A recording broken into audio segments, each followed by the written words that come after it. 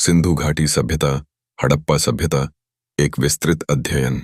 सिंधु घाटी सभ्यता, जिसे हड़प्पा सभ्यता के नाम से भी जाना जाता है, विश्व की सबसे प्राचीन सभ्यताओं में से एक थी। इसका उदय लगभग 300 ईसा पूर्व हुआ और इसका प्रमुख विकास काल 200-600 ईसा पूर्व से 1900 ईसा पूर्व के बीच माना जाता है।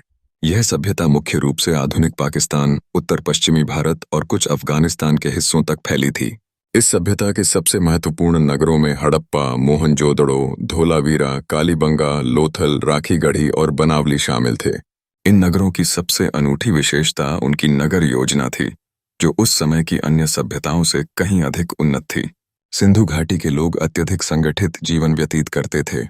उनके शहरों की गलियां सीधी और चौड़ी थीं, जो एक दूसरे को समकोण पर काटती थीं। घर पक्की ईंटों से बने होते थे और उनमें कई कमरे, आंगन और कुएं हुआ करते थे। जल निकासी व्यवस्था इतनी विकसित थी कि प्रत्येक घर का गंदा पानी एक मुख्य नाली में जाता था, जिससे पूरा नगर स्वच्छ और व्यवस्थित रहता था।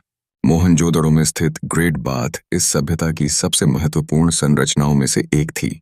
यह एक विशाल स्नानागार था, जिसमें जलाशय, सीढ़ियां और जल निकासी प्रणाली थी। ऐसा माना जाता है कि इसे धार्मिक अनुष्ठानों के लिए प्रयोग किया जाता था।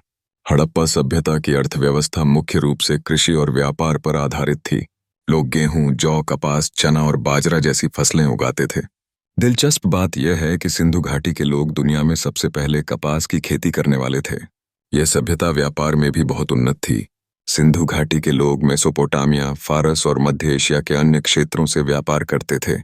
वे जहाजों और बैलगाड़ियों के माध्यम से सामान का आदान प्रदान करते थे।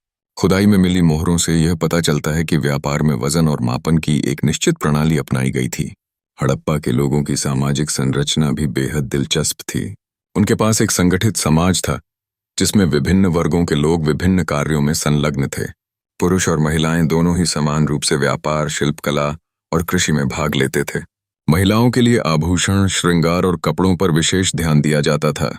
खुदाई में मिली चूड़ियां, हार और अंगूठियां इस बात का प्रमाण हैं कि वे आभूषणों के बहुत शौकीन थे।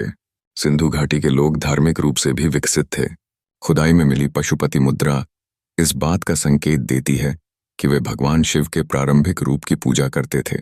मातृ देवी की मूर्तियां यह दर्शाती हैं कि वे प्रकृति और उर्वरता की देवी की भी पूजा करते थे। इसके अलावा वृक्षों, पशुओं और अन्य प्राकृतिक तत्वों को भी धार्मिक महत्व दिया जाता था। हालांकि सबसे बड़ा रहस्य उनकी लिपि है। सिंधु लिपि अब तक पूरी तरह से पढ़ी नहीं जा सकी है, जिससे उनकी भाषा और लेखन प्रणाली के बारे में बहुत अधिक जानकारी उपलब्ध नहीं हो पाई है। यह चित्रात्मक लिपि थी, जिसमें प्रतीकों और चित्रों का उपयोग किया जाता था। हड़प्पा सभ्यता में कला और शिल्प भी बहुत विकसित थे। खुदाई में मिली कांस्य की नर्तकी की मूर्ति उनकी उत्कृष्ट धातु कला को दर्शाती है। इसके अलावा मिट्टी और पत्थर की मूर्तियां, टेराकोटा की वस्तुएं और सुंदर डिजाइनों वाले मृदभांड भी इस बात का प्रमाण हैं कि वे कला के बहुत बड़े प्रेमी थे। लेकिन इस उन्नत सभ्यता का अचानक पतन हो गया। इसके पतन के पीछे कई कारण बताए जाते हैं।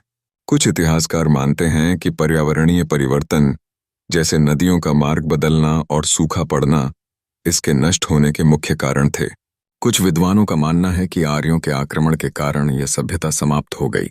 वहीं कुछ शोधकर्ताओं का मत है कि महामारी या किसी प्राकृतिक आपदा ने इस सभ्यता को समाप्त कर दिया।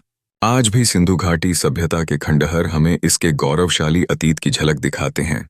इसके सुव्यवस्थित नगर, उन्नत जल निकासी प्रणाली, समृद्ध व्यापार व्यवस्था और सांस्कृतिक उपलब्धियां इसे विश्व की महानतम सभ्यताओं में से एक बनाते हैं।